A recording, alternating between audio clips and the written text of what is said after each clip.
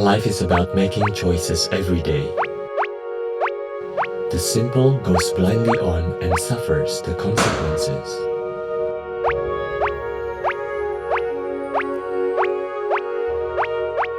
The prudent carefully consider their steps.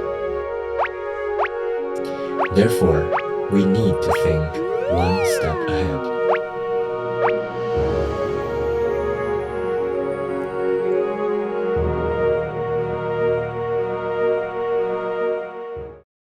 Seperti yang sudah diumumkan bahwa sepanjang bulan Mei ini, tema yang akan kita bahas adalah One Step Ahead atau satu langkah di depan. Banyak orang yang minta didoakan karena berkata sulit untuk bisa berhasil, sulit untuk bisa bersaing. Dan saya melihat ada banyak orang yang tidak bisa mendapatkan kesempatan, tidak bisa survive, itu karena nggak one step ahead. Tidak satu langkah di depan. Bahkan banyak orang one step behind. Satu langkah di belakang. Makanya nggak pernah mengalami keberhasilan. Saya rindu kita sepanjang bulan Mei ini belajar one step ahead, dan semua kita adalah orang-orang yang satu langkah di depan. Supaya semuanya menjadi orang yang sukses dan berhasil dalam Tuhan. Yang setuju katakan amin. Selagi kita berikan kemuliaan bagi Tuhan. Beberapa minggu ini, kota Jakarta dan banyak kota di dunia itu digoncang dengan kehadiran sebuah film yang luar biasa. Mengalahkan box office yang pernah ada. Dan untuk film yang menggoncangkan ini, banyak orang rela mengantri untuk dapat karcisnya, itu bisa berjam-jam. Dan ternyata setelah mengantri pun gak dapat tempat. Sehingga akhirnya pihak bioskop memutuskan untuk putar filmnya pagi hari. Kalau gak salah jam 5 pagi. Jam 5 pagi. Dan saya lihat Insta story seseorang yang lagi nonton jam 5 pagi film ini. Penuh bioskopnya. Saya sampai berpikir kalau semangat berdoanya seperti itu. Doa pagi, doa subuh, gereja penuh. Wah, goncang Jakarta, saudara. Wow, luar biasa. Dan judul film itu adalah apa? Avengers Endgame. Siapa yang udah nonton? Siapa yang belum nonton? Oke, saya berpikir begini. Orang yang nonton Avengers Endgame ini sampai rela ngantri berjam-jam, itu bukan karena kebelet nonton sebetulnya.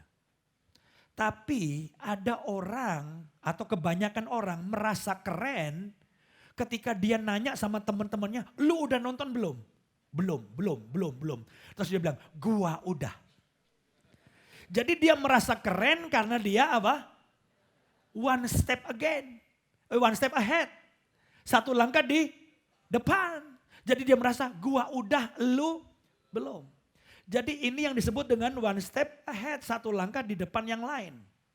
Nah, beberapa tahun yang lalu saudaraku, ketika orang lagi suka-sukanya selfie. Mereka pakai tongkat selfie stick.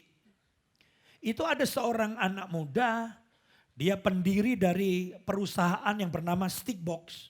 Namanya Yekutiel Zerman, dia orang Yahudi nih. Dia berhasil untuk mendesain sebuah casing handphone.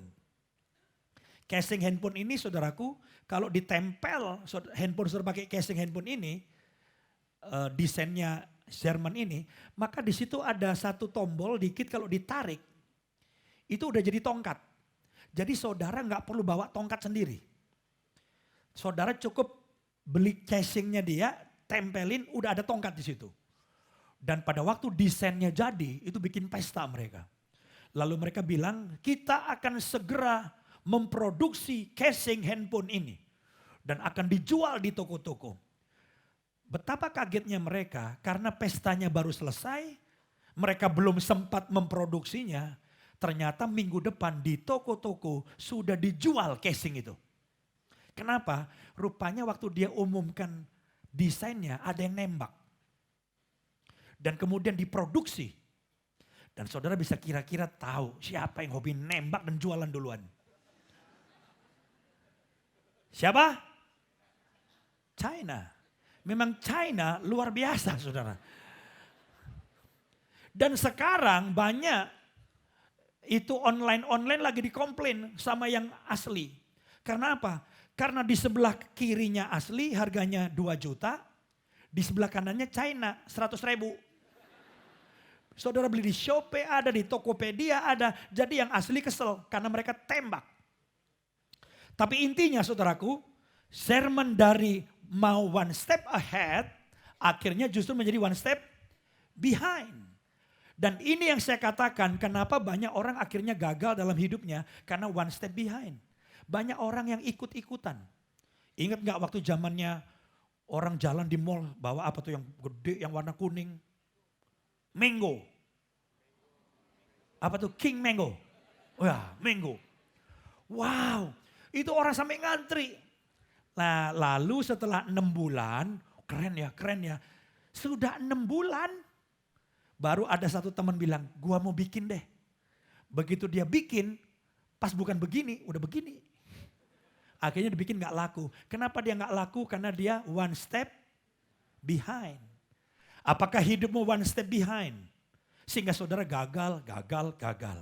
Nah hari ini kita mau belajar bagaimana kita bisa one step ahead. Seorang yang bernama Emil Haddad, yang disebut orang yang berpengaruh, paling berpengaruh di Amerika tahun 2014, dia bilang begini. The key of life is to be one step ahead. Kunci dari kehidupan adalah kalau kita bisa 1 langkah di depan. Kalau kita 1 langkah di depan, ada banyak berkat, banyak keberhasilan, banyak peluang yang akan datang dalam hidup kita. Nah hari ini kita akan membaca ayat-ayat yang dikisahkan oleh Yesus tentang seorang bendahara yang tidak jujur.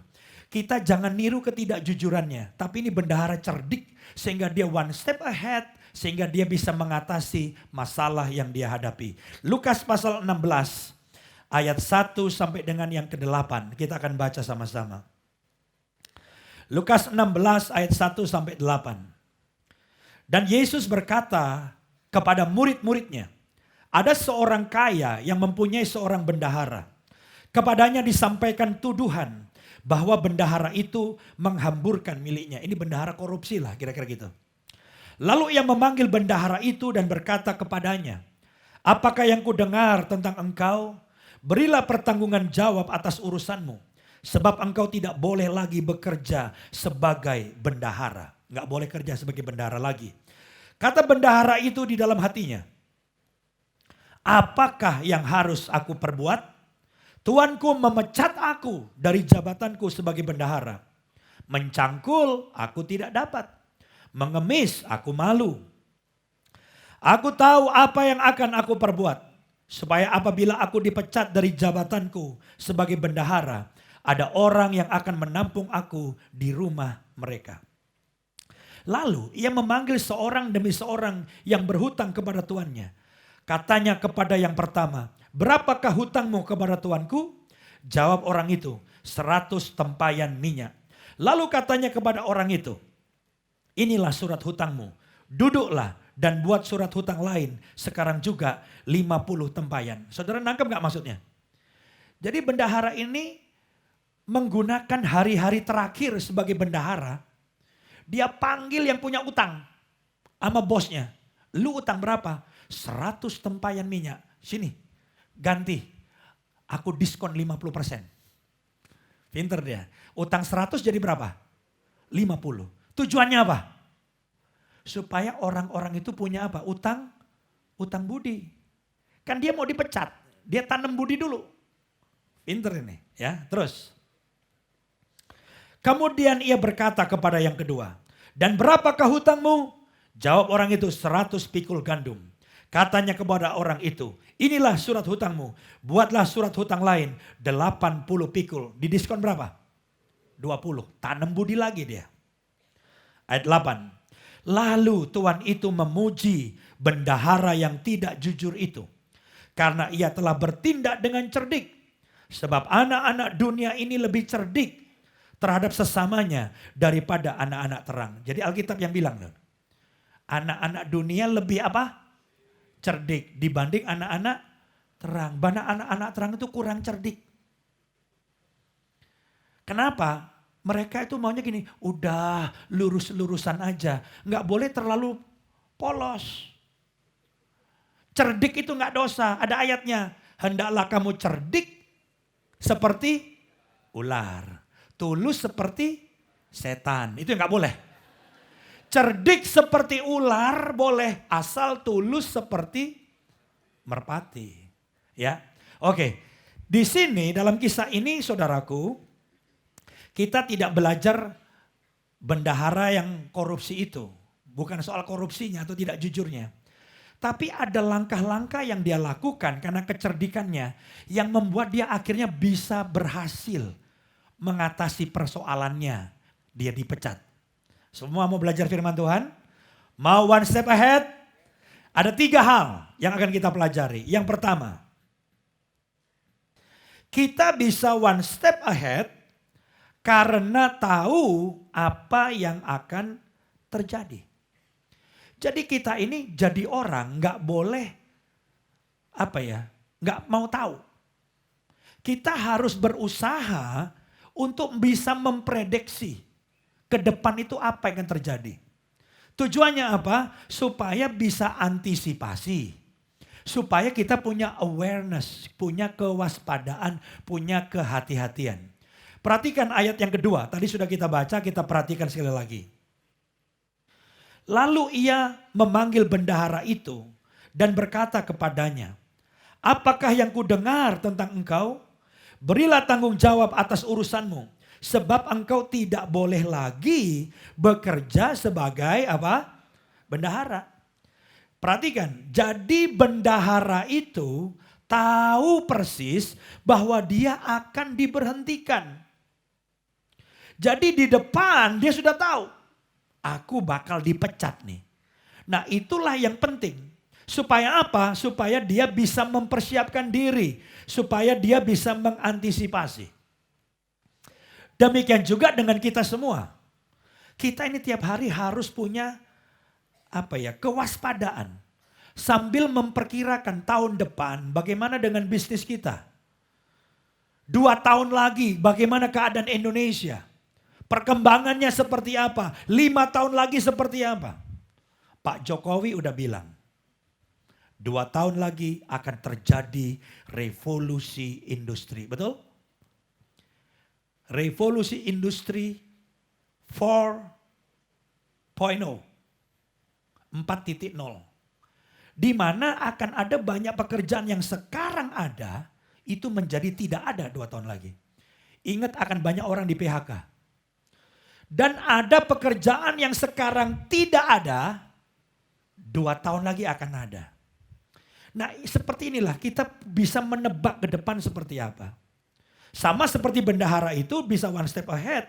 Karena dia bisa memprediksi. Dia tahu dia bakal dipecat. Dia waspada. Masih ingat kisah Nokia? Handphone Nokia? Siapa yang pernah punya handphone Nokia? Angkat tangan. Zaman dulu keren gak? Bangga, itu handphone paling keren. Saya kalau punya Nokia saya taruh di meja. Puk! Orang Nokia. Tapi Nokia tidak lihat kiri, tidak lihat kanan. Tidak lihat perkembangan, tidak lihat ke depan 5 tahun seperti apa. Sampai kemudian muncul handphone pintar, smartphone. Smartphone itu beda sama dulu. Kalau dulu itu kan layar kecil, di bawahnya tulisannya A, B, C, D, jadi ngetik. Sekarang enggak. Atau bukan sekarang udah jauh, enggak, udah layar lebar, smartphone. Ngetiknya di mana? Di layar. Betul nggak? Waktu itu ada Ericsson sama apa tuh? Sony Ericsson. Kalau nggak salah. Itu keluarin smartphone. Nokia tenang. Tapi saudaraku akhirnya tambah lama. Akhirnya Nokia turun. Terjun bebas. CEO-nya bingung. Saya rasa saya tidak bikin kesalahan apa-apa katanya. Tapi kenapa kok tiba-tiba Nokia seperti ini? Kami hanya kalah katanya. Kalau menurut saya kesalahan dari Nokia adalah dia nggak lihat kiri, lihat kanan. Dia nggak bisa melihat ke depan dengan perkembangan dunia yang seperti itu. Jadinya seperti apa? Kasus yang sama yang sering kita baca adalah tentang Kodak. Zaman itu kalau kita mau ambil kamera, lupa nyebut kamera, bilang aja Kodak. Kodak itu sama dengan kamera. Sama kalau zaman sekarang minum apa? Aqua. Mau merek apa yang keluar? Ya itu Aqua gitu. Kodak. Tapi Kodak nggak melihat ke depan perkembangan yang terjadi. Akhirnya sampai satu titik nggak ada orang pakai Kodak. Masih ada yang pakai Kodak nggak? Cuci film, cetak, ada? Nggak ada, udah ditinggal.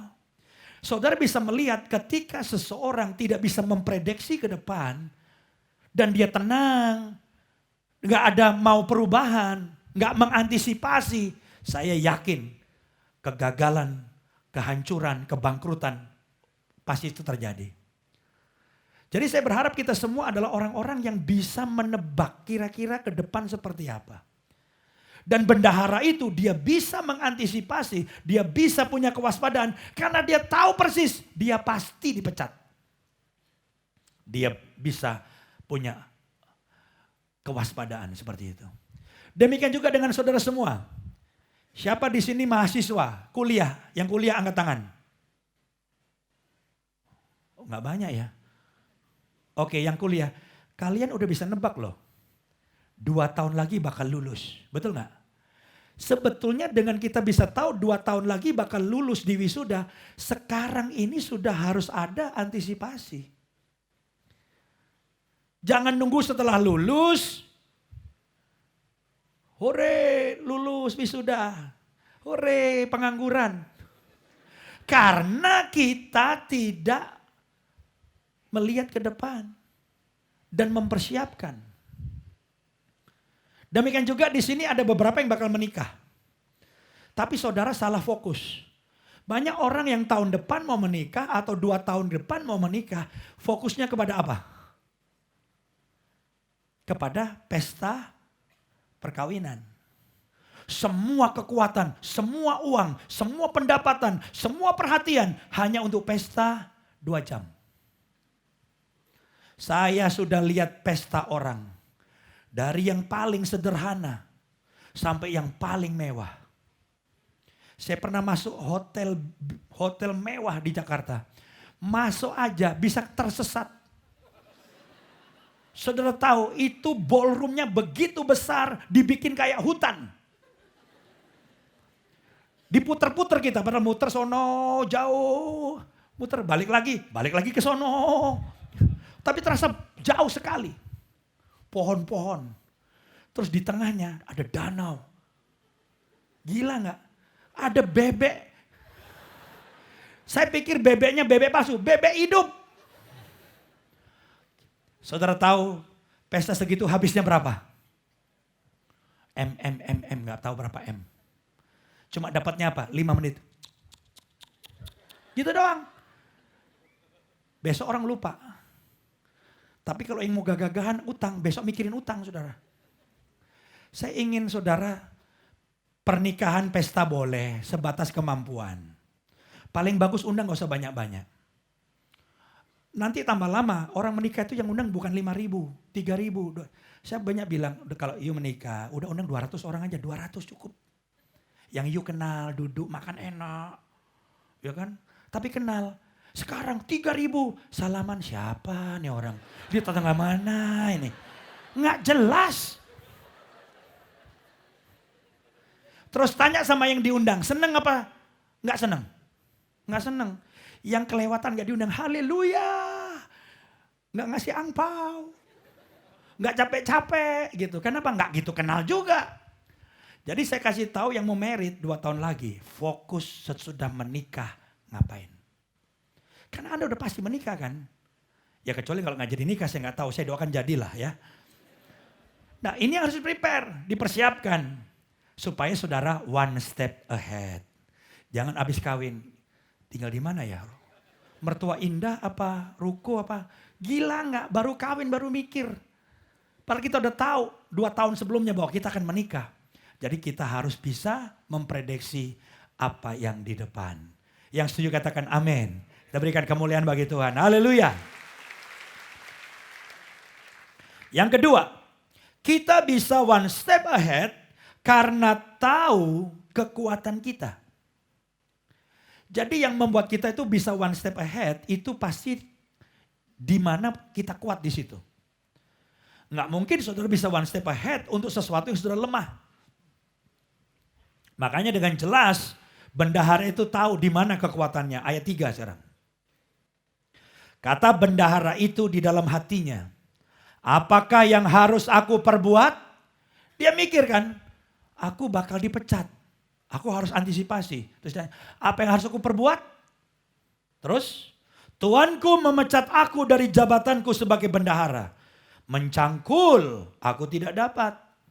Mengemis, aku malu. Jadi dengan kata lain, kalau mencangkul nggak bisa, jangan mencangkul. Kalau ngemis malu, jangan ngemis. Lalu apa yang dilakukan oleh bendahara itu? Dia mikir, kekuatanku di mana? Dia mikir, nyangkul nggak bisa, ngemis nggak bisa. Tapi aku kan masih bendahara. Walaupun hanya menghitung hari, tapi dia masih bendahara. Dia punya power di bendahara. Dia bisa panggil orang yang punya utang. Benar gak? Jadi dia bergerak di mana? Untuk one step ahead. Di kekuatannya. Demikian juga dengan kita. Kita harus bergerak one step ahead di dalam kekuatan kita. Caranya untuk bisa tahu kekuatan kita gimana? Banyak. Salah satunya misalnya saudara coba mikir, ingat-ingat. Saudara sering dipuji ketika melakukan apa? Kalau saudara tiap melukis ya, entah di mana, pokoknya ngelukis asal-asalan. Orang selalu bilang, lu ngelukis seriusin. Lu lukisannya bagus. Lu punya bakat melukis. Kalau saudara dengar dari itu dari banyak orang, maka ada kemungkinan saudara punya kekuatan dalam melukis. Atau misalnya saudara ngitung. Tiap ngitung orang bilang, lu bikin gua rugi, salah nih. Janganlah kerja yang ngitung, pasti saudara bangkrut. Karena saudara gak bisa ngitung. Atau ketika saudara nyanyi, setiap saudara nyanyi, entah di kamar mandi sekalipun, saudara merasa hadirat Tuhan turun. Apalagi kalau nyanyi di gereja, wah malaikat turun. Nah itu artinya saudara punya kekuatan di nyanyi. Tiap kali saudara nyanyi orang nangis. Tiap saudara nyanyi orang dijamah Tuhan. Tiap saudara nyanyi orang bilang, suara lu keren. Berarti kekuatanmu di nyanyi. Tapi kalau orang bilang, lu kalau nyanyi bagus. Tapi lebih bagus kalau lu nggak nyanyi. Itu jangan nyanyi saudara. Berarti saudara lemah di situ. Bisa jelas saudara? Saudara dipuji orang dalam bidang apa, itu kekuatan saudara. Tapi kalau hal yang lain juga saudara bisa seperti khotbah saya yang lalu, saudara bisa ikut M3. Itu ada banyak tes di situ. Saudara bisa ketahuan di mana kekuatan saudara, ability saudara, passion saudara, saudara di situ. Yang setuju katakan amin. Gereja juga sama. Jangan saudara pikir bahwa kita asal-asalan, enggak. Saya tanya sama orang, kenapa ya kok orang datang ke gereja kita ya? Dan pertumbuhan luar biasa. Tahun ini kita sudah nambah hampir 2.500, hampir ke 3.000. Ini baru berapa bulan nih? Jadi kita tanya antar pengurus, kenapa ya orang datang ke gereja kita? Terus ngomong begini. Saya bilang, tolong jangan berasumsi. Karena berasumsi bisa apa? Salah. Lebih bagus kita bikin survei. Jadi kita bikin survei. Apa yang membuat orang datang ke gereja? Dari survei itu saya kumpulin. Kalau saudara nggak dapat, ya memang saudara nggak dapat. Kan kita nggak perlu survei semua orang. Quick count bukan seluruh Indonesia kan. Mau tanya NDC nggak seluruh orang NDC ya kita pilih aja. berapa ratus orang gitu. Keluar 10 alasan kenapa orang ke gereja NDC. 10 itu ada urutan nomor 1, nomor 2. Nomor 1 dan 2 itu nilainya hampir sama. Nomor 1 dan 2 ternyata kekuatan NDC, orang datang NDC itu karena khotbah tema bulanan. Itu skornya sama yang kedua hampir sama. Orang datang ke NDC karena senang dengan pujian penyembahan dari NDC Worship. Itu nilainya bersama. Yang ketiga baru karena komunitas kayak sel. Yang keempat karena di mall katanya. Habis ibadah nonton, makan, mijit.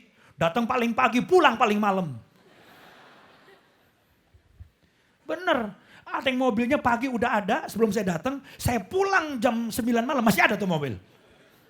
Saya bilang luar biasa nih. Terus ada juga yang kenapa datang NDC? Enak kita gak perlu lihat jam berapa aja kayak bioskop jamnya banyak katanya. Ada juga. Tapi dari semua hasil survei itu kita bisa tahu penyebab 1, 2, 3-nya. Nah ini adalah kekuatan. Ini yang harus kita kuatin supaya kita one step ahead di situ. Demikian juga dengan bisnis saudara, restoran saudara. Jangan berasumsi restoran saya ini ramai karena murah. Belum tentu. Bikin survei. Jangan-jangan restoran saudara ramai karena mahal. Lah kok bisa? Keren masuk situ. Mahal soalnya. Misalnya saya kan mana tahu. Tapi itu perlu disurvei. Tapi intinya saudara bisa one step ahead di bidang yang saudara punya kekuatan. Yang setuju katakan amin. Kita berikan kemuliaan bagi Tuhan. Haleluya. Yang ketiga, kita bisa one step ahead karena kita tahu apa yang harus dilakukan. Ini beda sama yang pertama. Ada hubungan tapi beda. Kalau yang pertama masih ingat? Karena kita tahu apa yang akan terjadi. Itu awareness-nya muncul. Tapi yang ketiga adalah kita tahu apa yang akan kita lakukan supaya ketika yang terjadi di depan itu benar-benar terjadi, kita bisa menang. Kalau bendahara itu kan tahu dia akan dipecat. Lalu dia bilang apa? Aku tahu apa yang kulakukan. Dibaca ayat 4 nih. Ini pinter nih bendahara nih. Ya ayat 4. Aku tahu apa yang akan aku perbuat. Nah. Supaya apabila aku dipecat dari jabatanku sebagai bendahara, ada orang yang akan menampung aku di rumah mereka. Saya mau tanya, apa yang dilakukan bendahara itu? Aku tahu apa yang aku lakukan. Apa? Diskonin utang tadi. Supaya orang utang budi sama dia. Kalau dia nanti dipecat, ada yang nampung dia. Jadi kita harus tahu apa yang kita lakukan untuk memprepare ketika di depan yang kita prediksi terjadi, kita sudah bikin prepare. Contoh, di Alkitab ada perumpamaan tentang 10 gadis. 5 bodoh, 5 pinter. Bodoh karena apa? Karena dia gak memprediksi apa terjadi di depan. Akhirnya dia gak prepare. Dia bawa pelita tapi dia gak bawa minyak. Kita baca aja deh ya, daripada pusing. Kita baca. Matius 25 ayat 1 sampai 4. Ya, saya bacakan. Pada waktu itu hal kerajaan sorga seumpama 10 gadis yang mengambil pelitanya dan pergi menyongsong mempelai laki-laki. Ini bicara tentang Yesus, mempelai yang akan datang. 5 diantaranya bodoh dan 5 apa? Bijaksana. Gadis-gadis yang bodoh itu membawa pelitanya tetapi tidak membawa minyak. Sedangkan gadis-gadis yang bijaksana itu membawa pelitanya dan juga minyak dalam buli-buli. Bodoh karena apa? Dia nggak bisa memprediksi ke depan. Bahwa ada kemungkinan mempelainya delay. Ada kemungkinan mempelainya nggak datang secepat yang dia duga. Sama seperti kita bilang, Yesus bakal datang, Yesus bakal datang. Sampai sekarang kan belum datang. Lah kalau pelitanya pas-pasan minyaknya habis. Makanya bodoh kenapa? Dia tidak mampu memprediksi ke depan. Dia nggak bisa persiapan. Tapi 5 gadis disebut pandai. Karena apa? Dia mikir, jangan-jangan di depan saya mesti nunggu nih. Jangan-jangan mempelainya datangnya lama. Karena dia bisa memprediksi kemungkinan mempelainya akan terlambat atau ditunda. Maka dia persiapan. Persiapannya apa? Dia bawa minyak. Nah ini yang penting sekali saudara-saudara. Contoh misalnya, saya senior pastor. Gereja juga sama seperti bisnis saudara. Saya adalah orang yang memprediksi ke depan, nanti orang itu pelayanannya akan sangat bergantung kepada aplikasi digital. Makanya saya sekarang bilang dan membentuk tim untuk bikin aplikasi. Beberapa pendeta ketawa, lu ngapain sih bikin aplikasi? Saya bilang, saya punya keyakinan 5 tahun lagi jemaat butuh aplikasi. Hari ini saya baru tahu ternyata udah diumumkan ya. Aplikasinya ya, udah bisa di-download. Tapi nanti akan disempurnakan. Kenapa? Dunia makin modern, Jakarta makin macet, orang susah janjian ketemu. Jadi semua pelayanan gereja ada di aplikasi. Saudara download. Sekarang udah ada, entar dimatiin tuh yang lama. Kita akan bikin aplikasi yang baru dan akan disempurnakan terus. Jadi kalau saudara minta konseling, telepon ke NDC, mau konseling. Oh, antrian panjang. 2 minggu lagi, pusing gak? Keburu bunuh diri kan? Nah, saudara akan butuh aplikasi. Caranya gimana? Di situ ada tulisan konseling. Download. Saya butuh konseling, pencet konseling, tek, keluar pendetanya. Shalom. Apa yang bisa dikonseling? Saudara konseling, pakai apa? Aplikasi. Live. Ada yang perlu doa, cari pendeta susah, masuk aplikasi, prayer, pencet, tek, keluar pendetanya. Apa yang bisa saya doakan? Seperti itu. Sekarang orang ketawa, Pak ngapain gitu. Nih saya ngomong hari ini, saya udah prepare nih. Ntar 3 tahun lagi kejadian, gereja kita one step ahead. Orang baru mikir, wah gua telat. Ya lu telat, kenapa? Lu gak mengantisipasi. Dunia berubah. Amin saudara. Nanti kolektor gak ada lagi kita. Kolektor gak ada. Perpuluhan gak ada. Adanya di mana? Aplikasi. Harus ada e-wallet. Tapi kalau nanti membesar bisa jadi e-money. Tinggal diumumkan, saudara-saudara silahkan kolektor. Langsung pencet, masuk. Silakan perpuluhan, pencet. Berarti Pak, saya harus taruh duit saya dong di aplikasi NDC. Iya. Kayak naruh di OVO, Gojek, ya. Berarti saya rugi dong uang saya mengendap di situ. Enggak. Kenapa? Anda belanja dimanapun, makan dimanapun, pakai aplikasi NDC, e-wallet NDC, dapat diskon besar. Oh. Keren nggak? Keren. Terserah saudara, ini pendeta gila, pendeta gila. No problem. Tapi saya udah ngomong sekarang nih. Saudara akan dimudahkan minta doa konseling, tinggal pencet prayer nongol. Nanti kalau perlu pendetanya siapa bisa pilih situ kalau pas jaga. Saya mau sama Pak Yosi aja enak gemuk gitu, pencet. Keluar wajah saya, haleluya, haleluya. Ada yang saya bisa bantu gitu kira-kira. Tapi kayaknya nih yang muda-muda lah ya, yang tua-tua suruh banyak doa saja ya. Tapi intinya semua pelayanan jadi mudah, tangan doang. Nah itu artinya apa? Kita tahu apa yang kita kerjakan sekarang, prepare karena kita tahu yang di depan apa yang terjadi. Itu namanya one step ahead. Yang setuju katakan amin. Dan berikan kemuliaan bagi Tuhan. Haleluya. Dan kalau saudara one step ahead, saudara akan jadi orang hebat. Saudara selama ini nangis, kok saya gagal, kok saya nggak dapat peluang. Nih, one step ahead opens more opportunities. Kalau saudara one step ahead, satu langkah di depan yang lain, tiba-tiba pintu-pintu kesempatan, pintu-pintu berkat terbuka. Tapi kalau saudara nggak mau tahu, terserah ntarlah, mengalir aja, itu pasti one step behind. Ketinggalan. Saudara jadi follower terus. Sakit kalau follower. Giliran saudara masuk bisnis itu, sudah tiba waktunya bisnis itu ditinggal orang.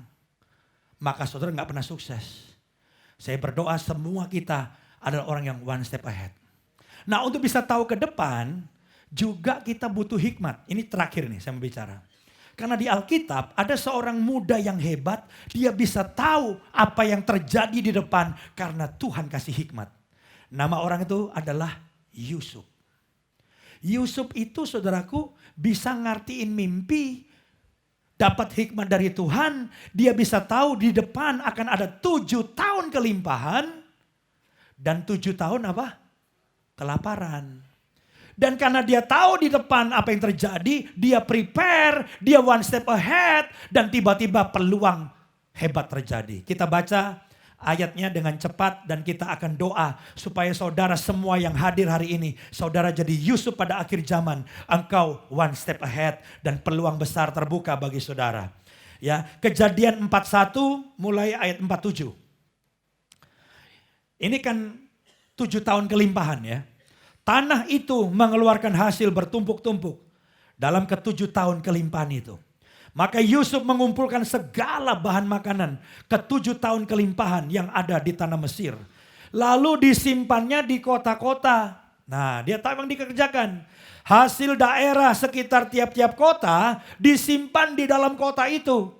Jadi distribusi penyimpanannya pun udah diatur. Kenapa? Karena dia tahu ada 7 tahun kelimpahan. Dan dia tahu ada 7 tahun kelaparan. Terus, demikianlah Yusuf menimbun gandum seperti pasir di laut sangat banyak. Sehingga orang berhenti menghitungnya karena memang tidak terhitung. Jadi karena dia tahu, dia siapkan. Dia bikin lumbung. Lalu nanti dikumpulkan dalam kota-kota itu. Dari desa-desa masuk ke kota sudah dibangun lumbung-lumbungnya. Kok bisa dia bangun lumbung? Karena dia tahu apa yang terjadi di depan. One step ahead. Nah sekarang 7 tahun kekeringan. Ayat 53 kita mulai. Setelah lewat ke-7 tahun kelimpahan yang ada di tanah Mesir itu, mulailah datang 7 tahun kelaparan. Seperti yang telah dikatakan Yusuf, dalam segala negeri ada kelaparan, tetapi di seluruh negeri Mesir ada roti. Ketika seluruh negeri Mesir menderita kelaparan dan rakyat berteriak meminta roti kepada Fir'aun, berkatalah Fir'aun kepada semua orang Mesir, pergilah kepada Yusuf. Nanti Pak Jokowi, kalau ada masalah di Jakarta, Pak Jokowi bilang, pergilah ke NDC. Di sana banyak orang berhikmat. Tanya itu orang-orang diurapi Tuhan. Siapa? Saudara. Yusuf akhir zaman akan diberkati Tuhan. Karena Anda one step ahead. Haleluya. Yang gak percaya tidak akan mengalami. Yang percaya ngalami. Ya. Karena firman Tuhan bilang, jadi padamu menurut imanmu. Pergilah kepada Yusuf, perbuatlah apa yang akan dikatakannya kepadamu. Terus, kelaparan itu merajalela di seluruh bumi. Maka Yusuf membuka segala lumbung. Keren kan? Dia udah simpan, dia udah prepare, buka lumbung. Dan menjual gandum kepada orang Mesir. Sebab makin hebat kelaparan itu di tanah Mesir. Juga dari seluruh bumi. Datanglah orang ke Mesir untuk membeli gandum dari Yusuf. Sebab hebat kelaparan itu di seluruh bumi. Saya mau tanya, ini opportunity bukan? Nggak ada makanan di mana-mana, tapi Yusuf punya karena dia one step ahead. Opportunity bukan? Dengar saya baik-baik.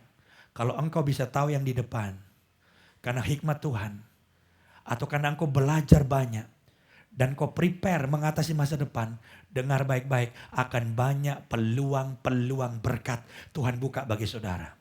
Saya mau tanya, kalau gandum harganya 10.000, sama Yusuf dijual 100.000 1 kilo, orang beli gak? Bisa gak bilang, kok mahal? Saya cek toko sebelah, bisa gak? Nggak ada lagi yang jual gandum, hanya satu. Itu dahsyat saudara. Tapi maksud saya jangan meres orang laparan, bukan itu maksud saya. Maksud saya adalah opportunity-nya luar biasa. Siapa yang mau dapat opportunity Yusuf di akhir zaman? Angkat tangan. One step ahead. Saudara lihat satu langkah di depan, engkau berdoa minta hikmat. Dunia berubah dengan cepat. Tahun depan Jakarta beda. Bisnis berubah. Saya pikir nanti online akan lebih hebat. Semua saya lihat orang-orang udah mulai online terus. Kedepannya bagaimana bisnis saudara? Minta hikmat Tuhan. Lihat perkembangan. Terdepan tahu, prepare. Dan Tuhan tolong saudara, bisnis bukan naik. Pekerjaan bukan naik, engkau dipromosikan. Saudara Yusuf di akhir zaman. One step ahead.